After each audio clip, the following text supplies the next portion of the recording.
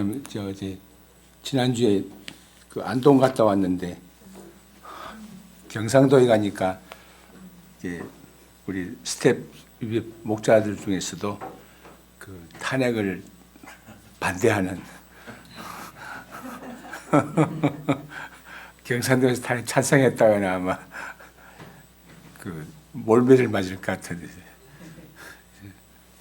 참 지역에 따라 참 다르다는 게 느꼈는데, 지금 예수님께 돌아가자는데, 이 말이 약간 뜻이 있는데 무슨 말이냐면, 전통이나 또 관습 혹은 뭐 건물이 따르지 말고 예수님께로 돌아가자 이런 뜻이에요. 예, 포함된 게.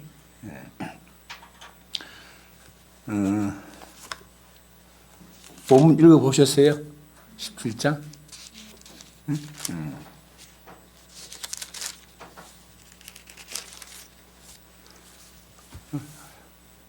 네, 양정우 씨 읽어보셨어요? 안 읽어봤어요? 내용은 알아요? 내용은. 네. 여기 먼저 1절 보면 1절 한 1, 2절 한번 읽어볼까요? 시작. 예수께서 저들에게 이르시되 실족하게 하는 것이 없으시오나 그렇게 하는 자는 바로다.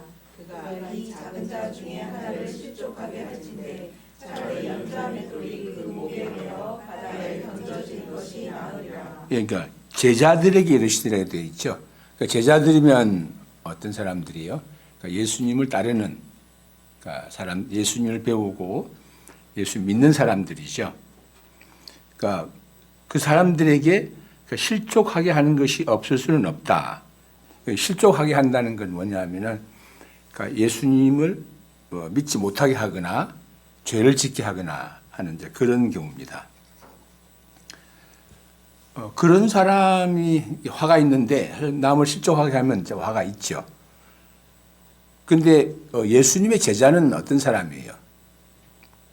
그러니까 다른 사람이 예수님을 믿도록 하는 사람이잖아요.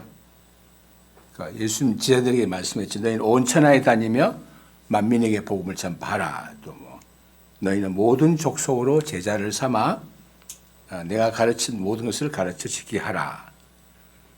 그러니까 제자는 믿음을 전하고 가르친 사람이에요. 근데 그 제자가 다른 사람을 실족시킨다? 어떻게 그런 일이 있을 수 있을까요? 그러니까 예수님을 믿게 해야 되는 사람인데 우리 다른 사람이 예수님 못 믿게 만든다. 그런 경우가 있을까 하는 거죠.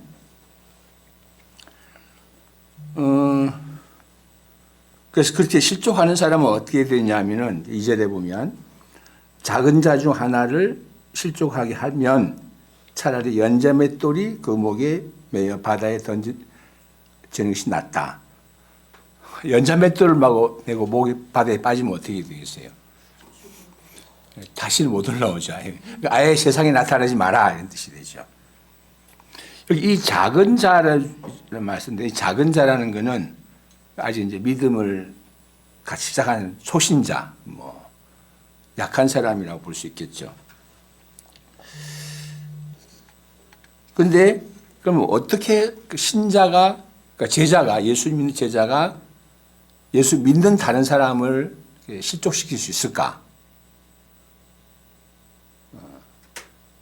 물론 이제 여러 가지 생각할 수 있지만 본문에서는 좀 약간 제한 생각할 수 있는데 여기 보면 뭐라고 되어 있죠? 3절 읽을까요? 3절, 4절. 시작.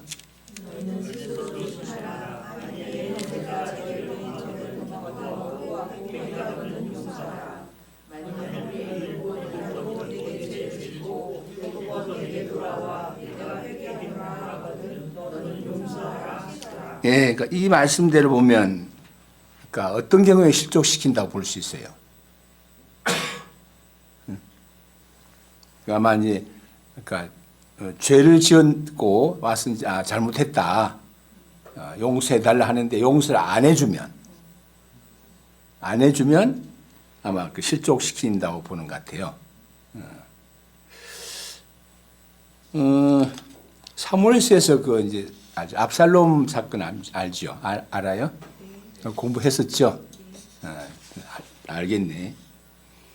그 압살롬, 그러니까 이제 그 뭐죠? 그 무슨 사건이 있었죠? 압살롬이 이제 그 암논을 죽였는데 그 전에 무슨 사건이 있었어요? 암논이 다말을 이제 성폭행한 사건이 있었죠. 그 사건 때문에 이제 압살롬이 그 앙심을 품었습니다. 그리고 이제 암논을 죽였죠. 죽이고는 뭐 도망쳤습니다. 도망쳤는데,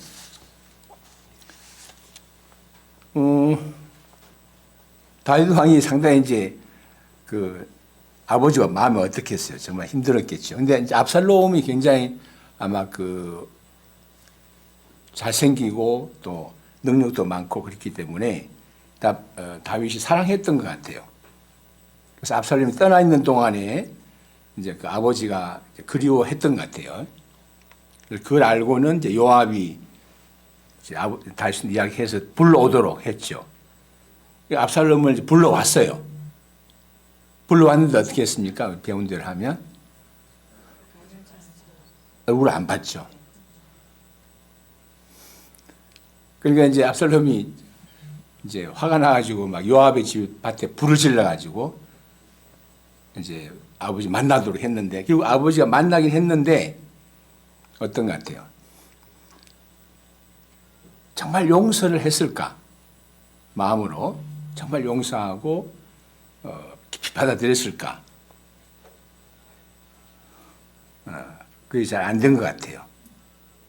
그래서 이제 압살롬은 생각할 때는 아버지가 이 일 때문에 나를 깊이 인정하지 않는다 생각하고 선수를 쳐서 이제 왕이 되려고 한 거죠. 그러니까 다윗이 압살롬을 받아들이긴 했는데 진정으로 용서를 안 했기 때문에 어떤 압살롬은 아버지를 반역하게 된, 볼 수 있습니다. 제가 이제 처음에 목사 생활 할 때 그 센터에서 이제 우리 교회에서 한 형제와 자매가 서로 좋아했습니다. 이게 이제 처음에 잘 몰랐는데 나중에 보니까 이제 상당히 서로 좋아했어요. 그래가지고 이제 둘이 결혼을 사겠다고. 당시에 우리 모임에서는 연애하면 안 됩니다. 그래서 저는 이제 중매결혼 하도록 철저한 중매결혼으로 두 분도 중매결혼 한 거잖아요, 그죠?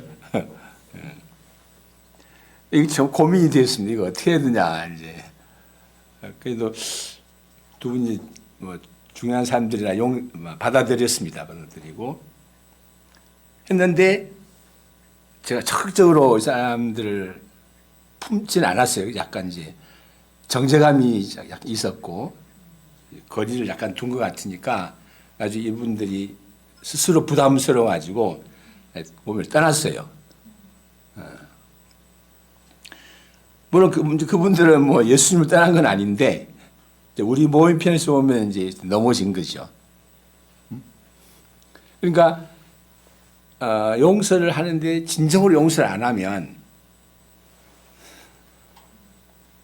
그 용서 못 받은 사람은 넘어지게 될. 그러니까 예를 들어서 뭐 이제 부모가 애가 잘못하고 해서 용서를 빌었는데 용서를 안 해. 너 항상 그랬지 뭐. 용서를 안 하면 어떻게 되겠어요? 이제. 그럼 걔 마음에 큰 그 앙심이 생기는. 그래서 이제 예수님은 용서하지 않으면 실족하게 된다. 그러니까 실족시키는 사람은 연자맷돌을 달고 물에 빠지는 것이 낫다 차라리 이제 그런 뜻이죠. 다시 한번 읽어볼까요? 그래서 4절, 3절, 4절 다시 읽겠습니다. 시작. 너희는 스스로 조심하라. 만일 내 형제가 너를 변명하거든 경고하고 회개하거든 조심하라. 만일 내 의원이라도 내 죄를 짓고 일곱 번 내게 돌아와 내가 회개하노라 하거든 너는 용서하라. 예. 그러니까 용서를 안 하면 결국 이제 그 마음에 그 죄가 없어지질 않고 오히려 그 마음에 상처가 남습니다. 그러니까 용서를 하면 어떻게 됩니까? 마음으로 용서받은 사람을 통해서는 악한 세력이 들어오지 않습니다. 오히려 마음으로 용서받은 사람을 통해서는 우리 하나님의 축복이 들어오죠. 그러니까 큰 잘못을 했는데 용서해 주면 어떻게 돼요? 그 사람은 항상 감사하고 이제 은혜를 갚으려고 하고 그렇게 되죠. 누가복음 이제 9장에서 19장에서 예수님은 그 세리장 삭개오 집에 들어가셨죠. 사람들은 예수님을 비난했습니다. 왜 저가 세리의 집에 들어갔다.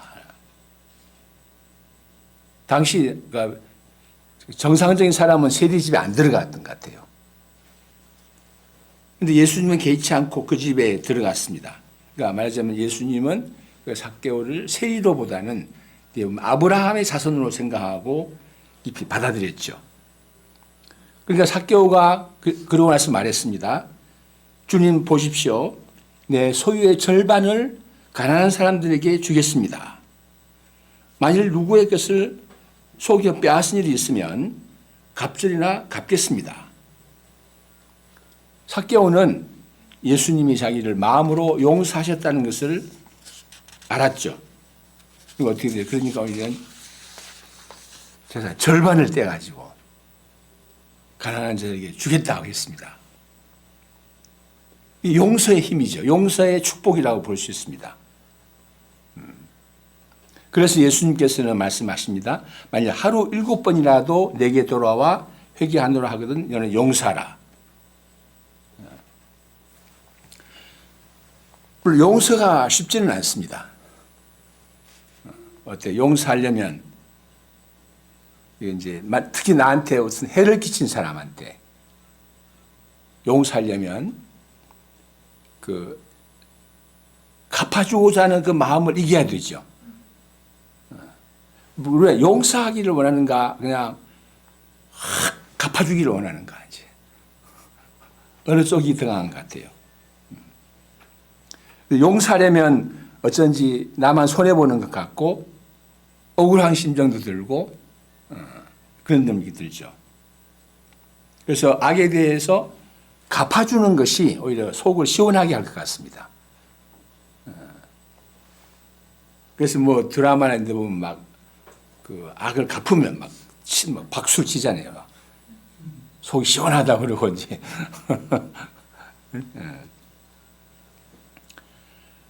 그런데 내가 갚으려고 하면, 그러니까 이제 악에 대해서 악으로 갚으면 어떻게 됩니까? 내 마음도 악해집니다, 이게. 그러니까 악한 사람을 제거하려고 하다 보면 오히려 같이 악해지는. 그런 말잖아요. 마귀를 제거하려다 마귀가 되는, 이제.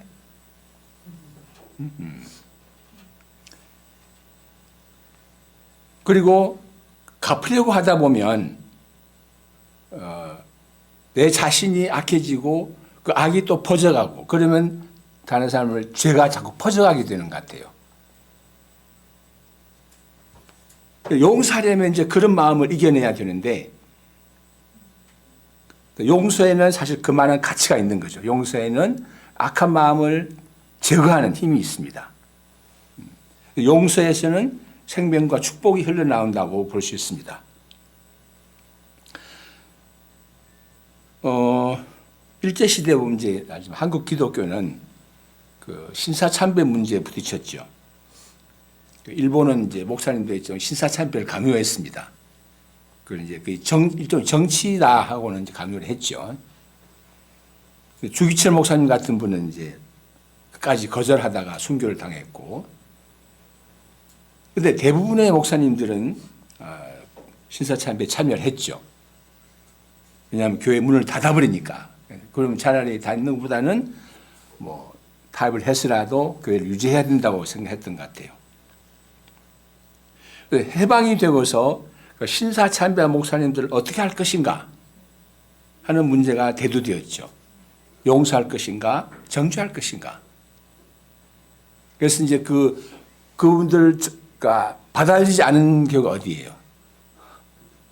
고신지요. 아주 주기철 목사님의 이제 그 후회다 해가지고 아주 단호하게 했습니다.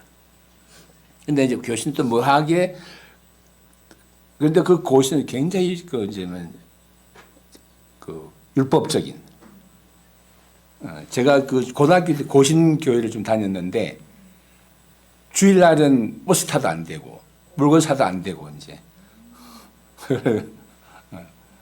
그래서 멀리 있으면 안 되죠. 가까이 다 살아야 되겠죠. 한경진 목사님도 신사참배에 참여한 분입니다. 근데 그걸 잘 몰랐던 것 같은데 그분이 이제 1992년에 그 당시 그 원로 목사였던 그분이 그 종교계의 노벨상이라고 하는 그 템플턴상을 수상했죠. 프린스턴 대학에서. 충격적인 고백을 했습니다. 저는 여러분 하나님 앞에서 여러분 앞에서 죄인이며 신사참배도 한 사람입니다.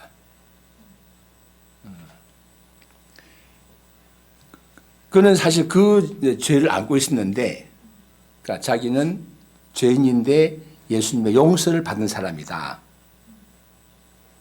그는 평생 죄인의 심정으로 살았기 때문에 굉장히 겸손하게 살았고, 그의 설교는 간결하면서도 굉장히 예수님 중심인 그런 설교였습니다. 그래서 그의 설교를 통해서 많은 사람들이 예수님을 믿게 되고 그 영락교회가 그를 키우게 된 거죠. 그러니까 예수님의 용서는 죄인인 한 사람, 신사참배에 굴복한 한 연약한 사람을 통해서 오히려 예수님의 빛을 드러냈죠. 그래서 예수님은 말씀하십니다.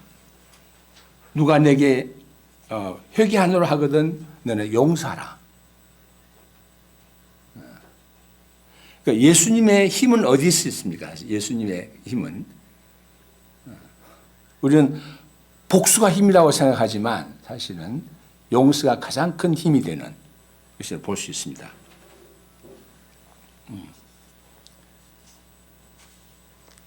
그 용서하는 곳에 생명이 있고 빛이 있고 축복이 있는 거죠. 그럼 용서하지 않는 곳에서는 어떻게 되겠어요? 정죄와 눌림과 이런 것이 자라게 되죠. 이런 것이. 그 다음에 17장 5절 읽어보겠습니다. 5절 같이 읽어볼까요? 시작.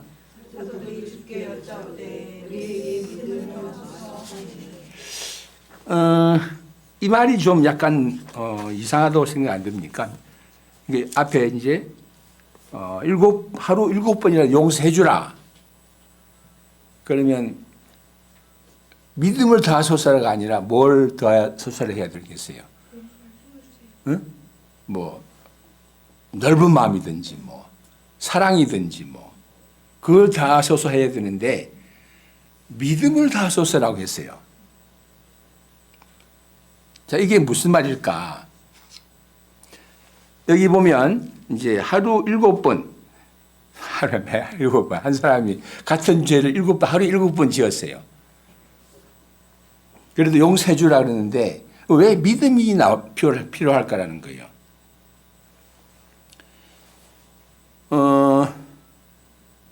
그래서 믿음이 있으면 어떻게 되냐면은 6절 읽어볼까요? 시작.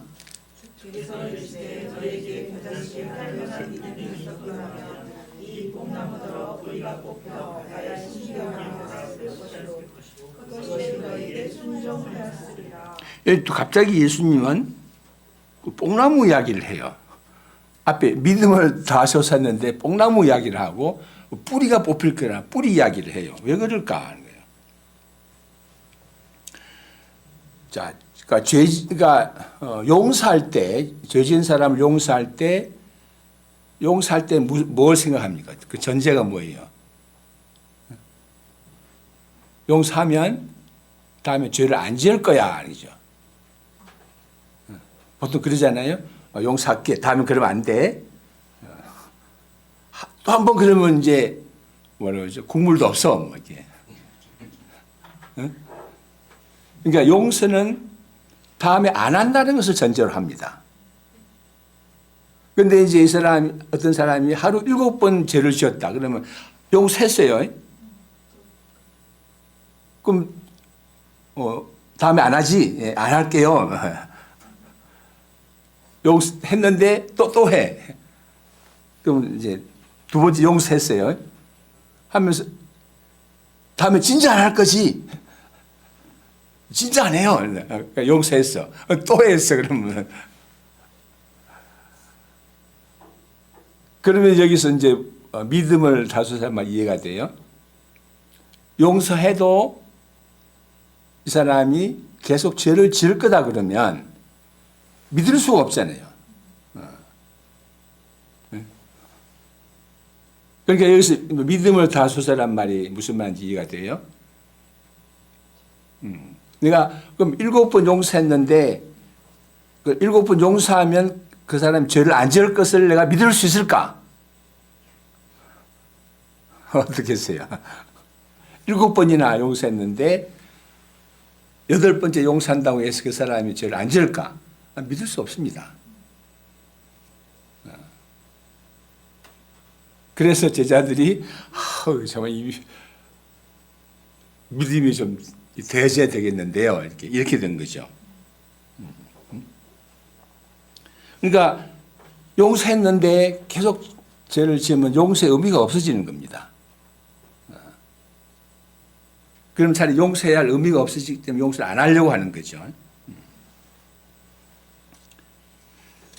네, 그렇게 믿음을 다소서라는 사도들에게 예수께서 말씀하십니다. 다시 한번 볼까요? 6절. 네, 시작.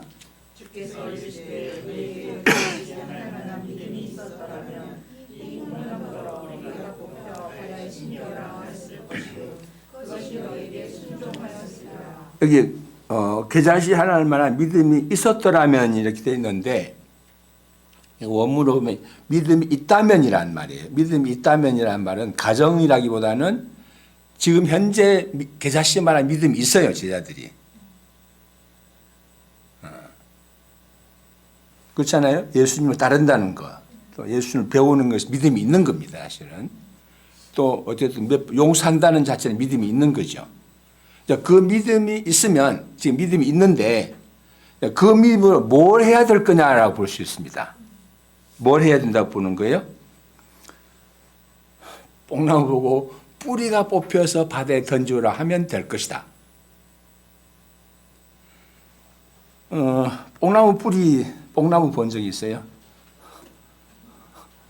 뽕나무 뿌리가 얼마나 깊을까? 특히 중동 지방에서 뽕나무 뿌리.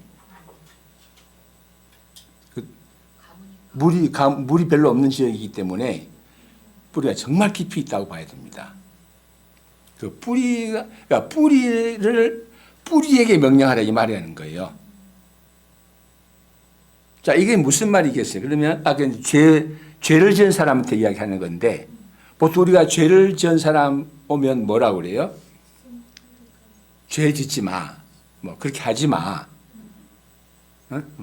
게임하지 마. 말을 거칠게 하면 말을 거칠게 하지 마. 이렇게 말하지 뿌리가 뽑혀라 안 하죠. 그럼 이 말씀이 왜 예수님이 뿌리를 말씀할까? 드러나는 그 죄는 밖으로 드러나는 거죠. 그 밖으로 드러나는 것에는 보이지 않는 뿌리가 있다는 말이 됩니다. 그 뿌리가 있는 한은 어때요? 계속 나올 수밖에 없습니다. 뿌리가 살아있는 한은. 그러니까 죄를 없애려면 그러니까 뿌리가 뽑혀야 되는 겁니다. 그 뿌리를 알고 그 뿌리를 뽑아내야지 죄가 없어지는 겁니다. 근데 보통 우리는 사람들의 그 어떤 그 죄를 볼 때 행동만 보거나 보지 뿌리를 잘 안 봅니다. 정말 문제를 해결하려면 어떻게 해야 돼요? 뿌리를 봐야죠.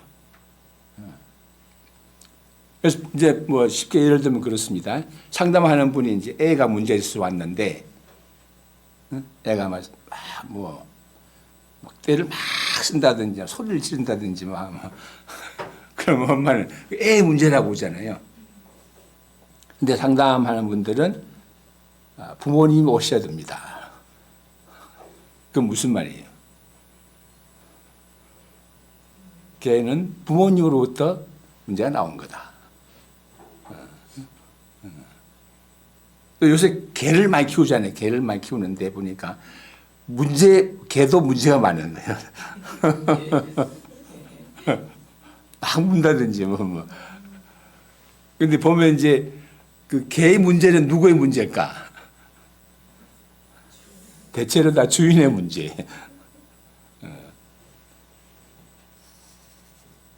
그러니까 그 뿌리는 그 사람에게 있는 게 아니라 그 아버지, 할아버지에게 이어져 있을 수 있습니다. 반복적인 행동. 7번 죄를 굉장히 반복적이잖아요. 뿌리가 있습니다. 그 뿌리란 어릴 때부터 형성된 것, 또 오랜 동안 형성된 것을 말한다고 볼 수 있죠. 저는 사람에게 부탁을 잘 못합니다. 이제 못하냐면 부탁해도 안 들어줄 거야라는 생각이 많이 있어요. 저는 옛날에는 이제 지금도 그래서 말을 잘 안 했어요. 이제 말 안 하고 이제 내 손은 침묵은 금이다 말인데. 근데 실제로 이제 말을 안 하게 된 이유가 내가 말을 해도 저 사람이 안 들을 거라는 생각이 있어요. 그래서 말을 잘 안 해요, 이제. 그래서 근데 말을 잘 들어주는 사람한테는 말을 하죠, 이제. 그러니까 왜 그런가 보니까 저희 집이 시골에 살았는데 말이 없는 집입니다, 이제. 밥 먹을 때도 말없이 밥만 먹는 이제. 밥 먹으면서 말을 하면 오히려 아버지가 밥 먹으면서 말하는 게 아니다 그러고 이제. 그리고 또 이제 저희 집이 원체 가난해가지고 시골이니까 가난하잖아요. 돈이 없죠. 그러니까 이제 제가 무슨 필요해서 돈을 달라고 하면 돈을 거의 못 주죠. 그렇게 이제 거절을 당하는 것을 이제 보면서 이거 말하면 안 되는구나, 거절당하는구나 하는 게 있어가지고 부탁을 잘 안 하는. 그렇게 깊은 뿌리는 아닌데 어쨌든 우리가 있는 거죠.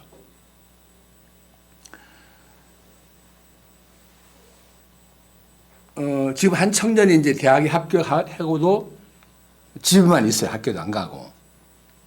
근데 제가 어릴 때 자랑을 봤는데 걔는 어릴 때부터 혼자 지내요. 혼자. 또래가 사귀고 그러질 않고. 그것이 계속 이제 이어서 가는 것 같아요.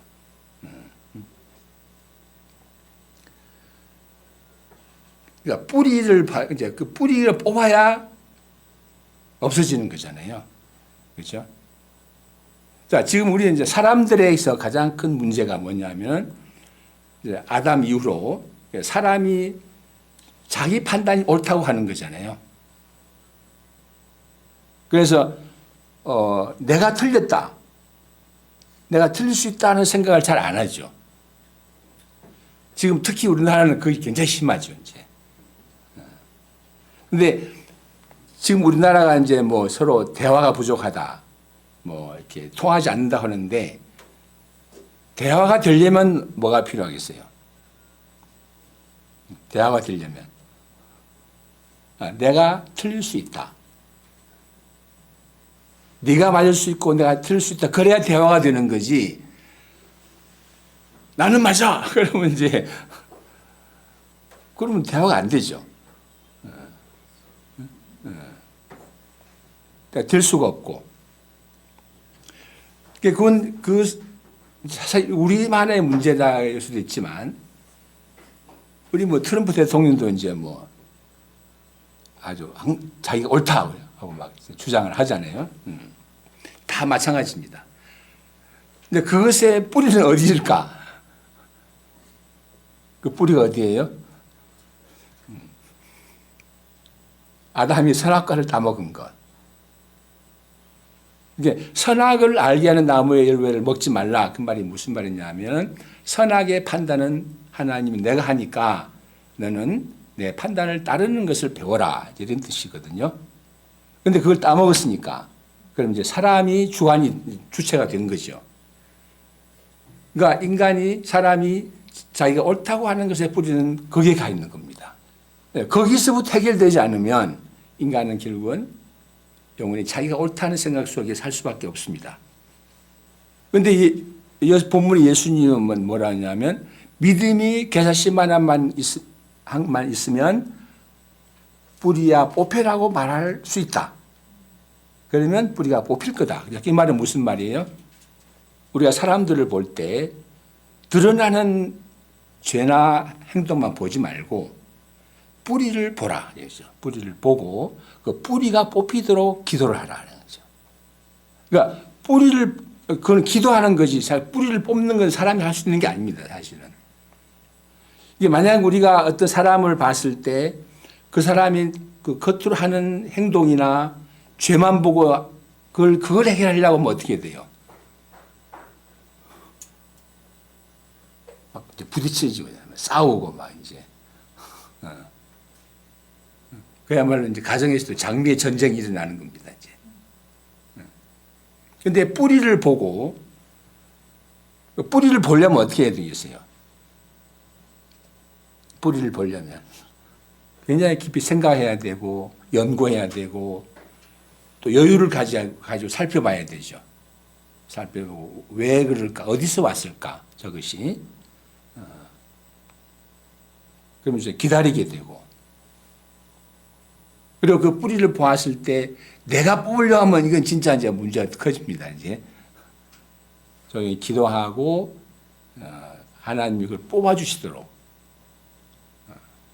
그런 뿌리가 뽑히면 그다음 정말 완전히 새로운 사람, 죄를 짓지 않는 사람이 되겠죠.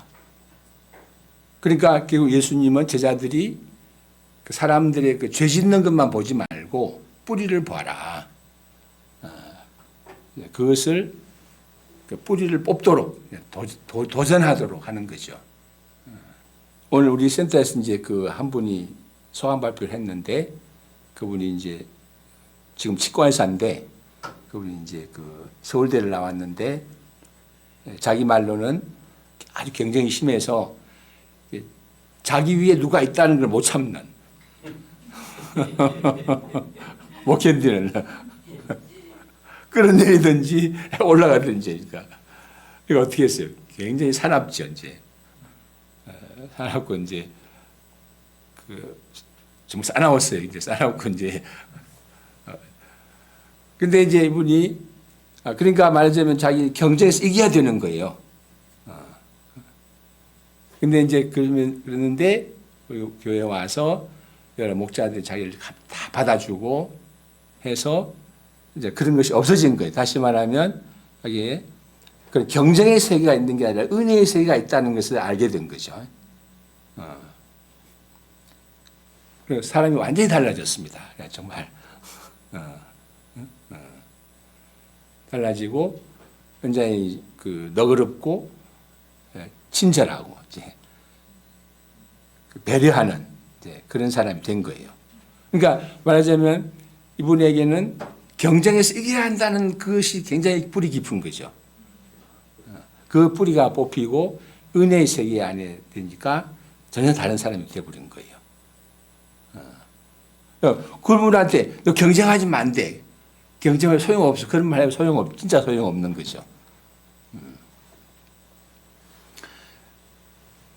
그러니까 뿌리를 뽑으면 뭐 얼마든지 용서할 수 있는 거죠.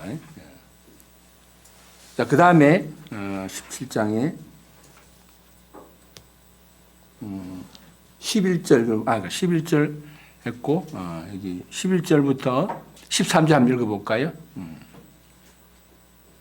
같이 읽겠습니다. 시작. 예수께서 예루살렘으로 가실 때 사마리아와 갈릴리 사이로 지나가시다가 한 마을에 들어가시니 남영자 10명이 예수를 만나 멀리 서서 소리를 높여 이르되 예수 선생님이여 우리를 불쌍히 여기소서 하더니 그러니까 14절에 가서 제사장들에게 너희 몸을 보이라. 그들이 가죠. 가는 중에 깨끗함을 받았어요. 15절, 15, 16절 같이 읽겠습니다. 시작. 중에 한 사람이 자기가 나온 것을 보고 손으로 하나님께 영광을 돌리며 돌아와 예수를 바라려 여기어 감사하니 그는 사마리아 사람이라. 예, 그 17, 18절 시작. 예수께서 대답하여 이르시되 열 사람이 깨끗함을 받지 아니하였느냐 그가 어디이냐 이 이방 외에는 하나님께 영광을 돌리러 돌아온 자가 없느냐 하시고 그에게 이르시되 예, 그러니까 이방인 외에는 이 사마리아인 외에는 하나님께 영광을 돌리러 돌아온 자가 없느냐 했어요. 하나님께 영광을 돌린다 했는데 그러면 그 아마 나머지 9사람은 유대인 같아요. 그죠? 유대 사람인데 그들이 하나님께 영광을 안 돌렸을까? 어디로 갔지 이 사람들이? 여기 14절에 보면 제사장들이 갔잖아요. 성전에 갔죠. 거기 가서 뭐 했겠어요, 사람들이? 하나님께 영광을 돌렸죠.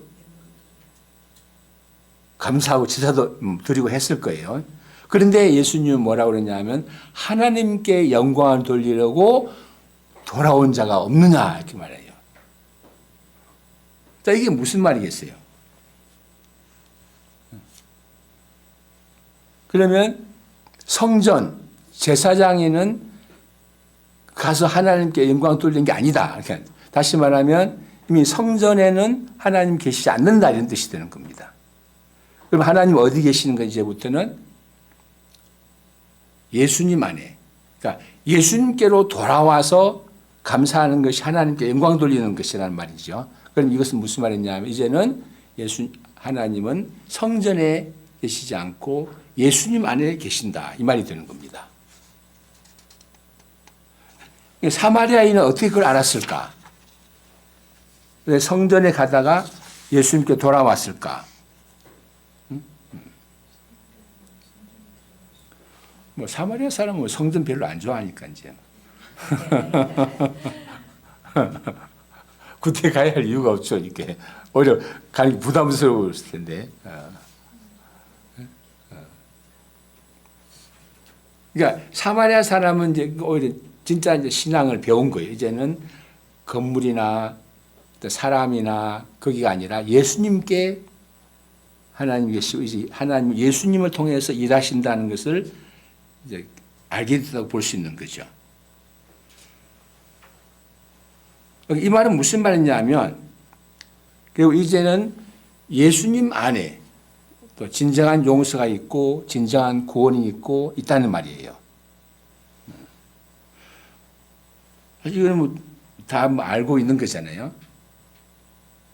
그런데 성전으로 간 사람들의 생각은 뭐겠어요? 제사장한테 간 사람들은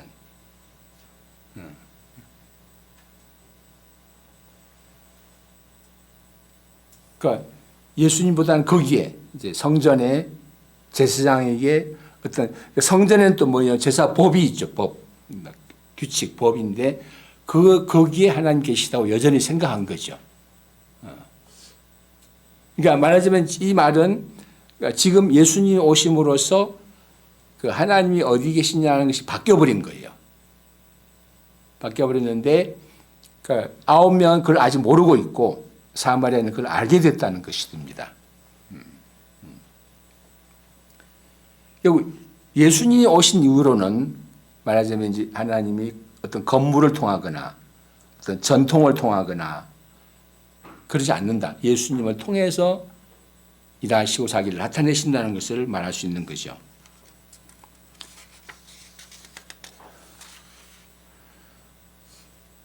사실 이게 이제 보통 이제 모든 신들은 다 신전이 있잖아요. 건물이 있고.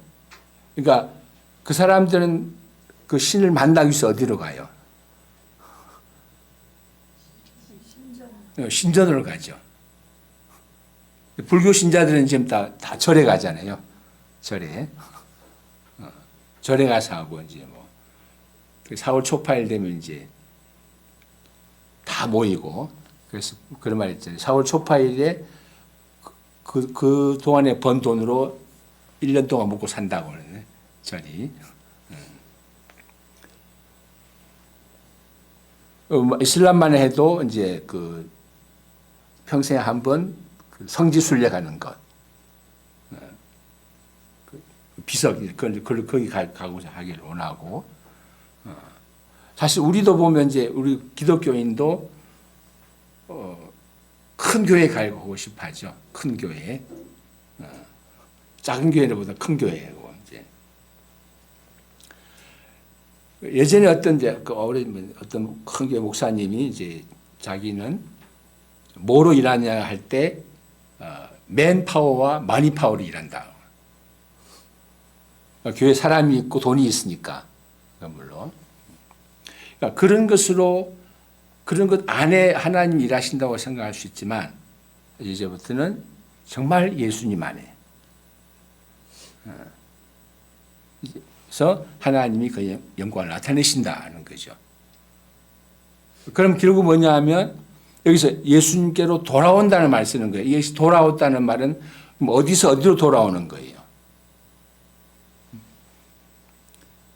성전, 건물, 조직, 어떤 뭐 이런 데서 돌아서 돌이켜서 어디로? 예수님께로.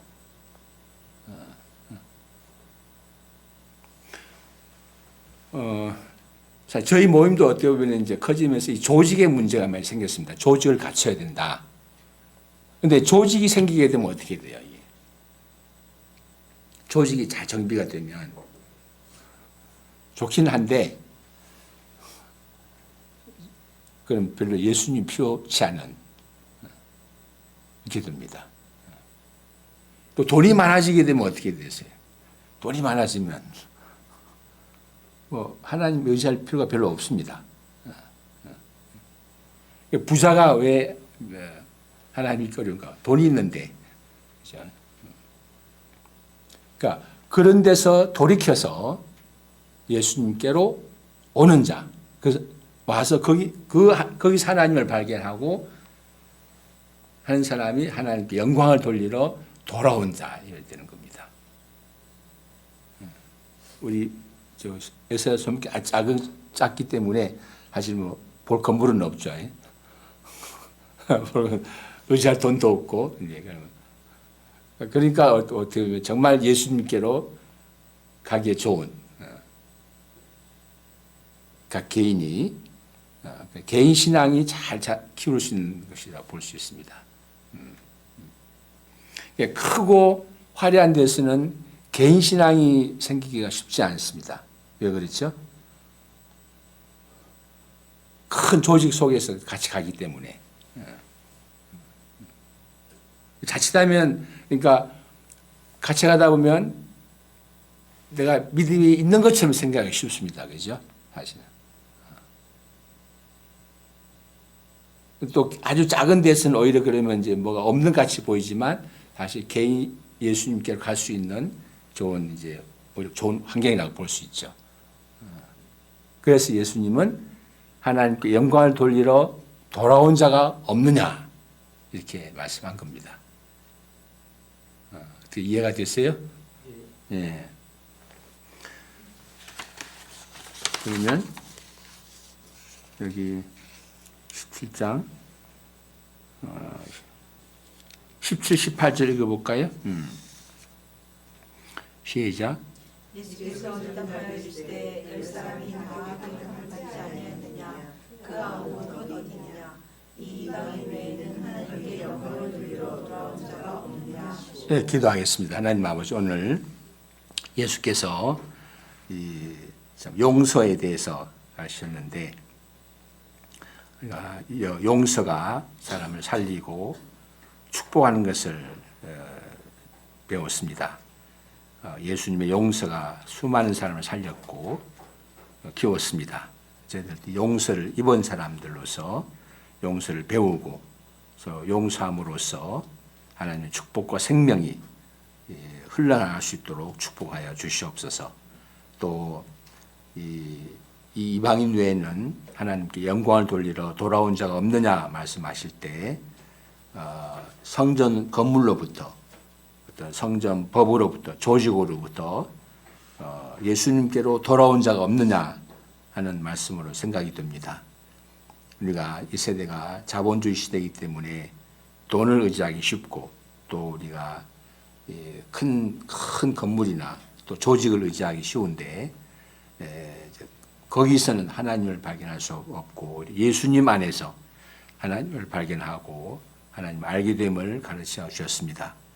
우리가 개인이 예수님께로 돌아가서 그 예수님 안에서 용서를 알며, 또 말씀을 빛을 알며, 또 하나님을 알므로써 더 풍성해지는 은혜가 있기를 바랍니다. 에스라 소망교회가 작은 모임이지만 오히려 그렇기 때문에 우리 한 사람 한 사람이 예수님께로 돌아가서 거기서 모든 용서와 풍성함을 누릴 수 있음을 감사합니다. 개인 신앙이 더 깊어지고 풍성해지게 해 주시옵시고, 우리가 사람들의 여러 허물을 볼 때 드러난 어떤 행동만 보지 않고 뿌리를 보고 그 뿌리에 도전할 수 있는 믿음과 또 소망을 주시기를 간절히 바랍니다. 계속 하늘만한 믿음만 있어도 뿌리야 뽑히라고 말할 수 있다고 했는데, 그런 삶을 살아갈 수 있도록 축복하여 주시옵소서. 오늘 이 말씀을 듣고 또 예수님을 볼 수 있게 해주셔서 감사합니다. 예수님의 이름으로 기도하였습니다. 아멘. 네, 감사합니다.